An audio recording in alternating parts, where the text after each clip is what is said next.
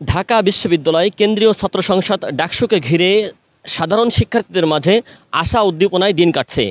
আমরা সর্বশেষে দেখেছিলাম ২০১৯ সালে ডাকসু নির্বাচন হতে।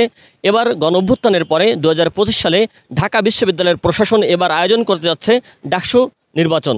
তবে সেক্ষেত্রে আমরা সমাজতান্ত্রিক ছাত্র ফ্রন্টের নেত্রী তার সঙ্গে কথা বলবো সাধারণ শিক্ষার্থীদের নিয়ে। আসলে তাদের যে প্যানেল, সে প্যানেল থেকে কি ভাবছে। আপু কেমন আছেন? জি, ভালো আছি। ভালো আছেন আপনি? ঢাকা বিশ্ববিদ্যালয়ের সমাজতান্ত্রিক ছাত্র ফ্রন্টের পক্ষ থেকে আপনাদের প্যানেল থেকে কি ভাবা হচ্ছে সাধারণ শিক্ষার্থীদেরকে নিয়ে? আচ্ছা, প্যানেল হচ্ছে আলোচনার বিষয়। প্যানেলটা যখন সিদ্ধান্ত আমরা শেষ করে ফেলবো, আমরা নিজেরাই অফিসিয়ালি সেটাকে জানান দিব। ফলে আগে থেকেই প্যানেলটা না বলাই বেটার। আর ঢাকা বিশ্ববিদ্যালয়ের শিক্ষার্থীদের নিয়ে ভাবনাটা হচ্ছে পুরোটাই বিশ্ববিদ্যালয়ের যে মূল সংকটগুলো, সেগুলোকে কেন্দ্র করেই। আমাদের হচ্ছে বেশ কয়েকটা দাবিনামা আছে। তবে একদম যদি আমি মৌলিক যেই প্রবলেমগুলো হচ্ছে আমাদের বিশ্ববিদ্যালয়ে চলে, যেমন ধরেন আমাদের বিশ্ববিদ্যালয়ের গবেষণার ক্ষেত্রে বাজেট সংকট হয়ে যাওয়া, আমাদের হচ্ছে যে খাদ্যের মান খুবই নিম্নের এবং কিন্তু প্রতিদিনই হচ্ছে খুবই বেশি খরচ দিয়ে হচ্ছে খাবারগুলোকে খেতে হচ্ছে স্টুডেন্টদেরকে, অর্থাৎ ক্যান্টিনের খাবারের মান বাড়ানোর ক্ষেত্রে যেই লড়াইটা সেটা আছে। এবং আবাসিক সংকট যেটা রয়েছে, সেই আবাসিক সংকটের কারণে কিন্তু এখনও ২০২৪-২৫ সেশনের প্রথম বর্ষের শিক্ষার্থী তাদের ক্লাস শুরু হয়েছে ২ মাসের কাছাকাছি হয়ে গেছে। তারা কিন্তু এখনও সবাই হলে উঠতে পারেনি এবং মেয়েরা কেউই হলে উঠতে পারে নাই। এই যে একটা বড় মাপের ক্রাইসিস, এটা হচ্ছে আমাদের সলভ করার মূল জায়গা। এটাই আমাদের মনোযোগের মূল জায়গাটা।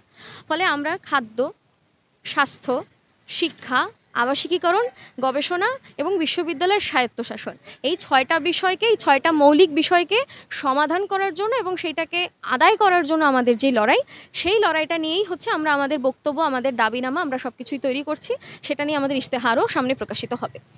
আমরা যদি দেখি যে মাত্র ২% গবেষণায় বরাদ্দ দিয়ে বিশ্ববিদ্যালয়ের স্টুডেন্টদের সাথে প্রশাসনের যে প্রহসন করার বাজেট, সেই বাজেট প্রতি বছরই তারা প্রকাশ করে থাকেন।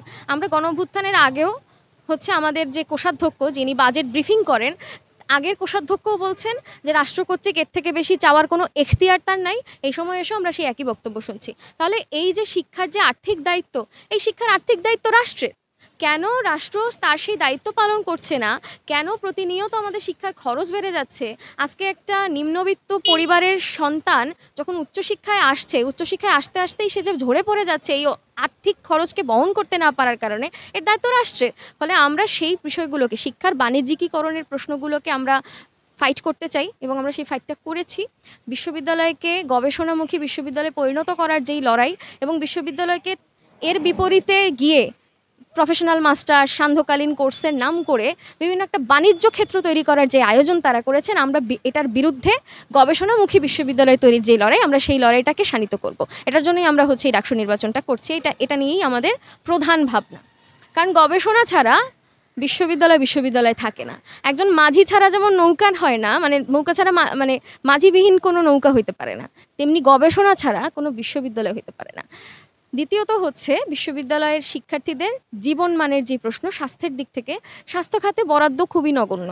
তাহলে হাজার হাজার কোটি টাকার বাজেট আপনারা করবেন আর সেখানে মাত্র 7% থেকে 10%-এর মধ্যে আপনারা বাজেটের আওতা রাখবেন। এইটা বিশ্ববিদ্যালয়ের শিক্ষার্থীদের সাথে আপনারা মানে একটা প্রতারণা করছেন। কেন? কারণ এই বিশ্ববিদ্যালয়ের শিক্ষার্থীদের সব কিছুর দায়িত্ব আপনাদের ওপরই বর্তায়। এই প্রশাসনকে আমি সেই জায়গা থেকেই প্রশ্ন করতে চাই। ফলে আমরা হচ্ছে প্রতিটা ক্যান্টিনে, বিশেষ করে হলগুলোতে, আগে ডাইনিং সিস্টেম ছিল, সেটাকে তারা উইথড্র করেছেন। আমরা সেই হলগুলোতে ডাইনিং সিস্টেম চালু করা এবং খাবারে ভর্তুকি প্রদান করতে হবে, এই দাবিকে সামনে নিয়ে এসে খাবারের মান বাড়ানো এবং দাম কমানো, এইটাকে স্টাবলিশ করতে চাই। আমরা এটার জন্য ডাকসু নির্বাচন করব এবং এইটা একদম বেসিক। অর্থাৎ পেটে ক্ষুধা, মানে দানা পানি না পড়লে মাথায় বিদ্যে ঢুকবে না।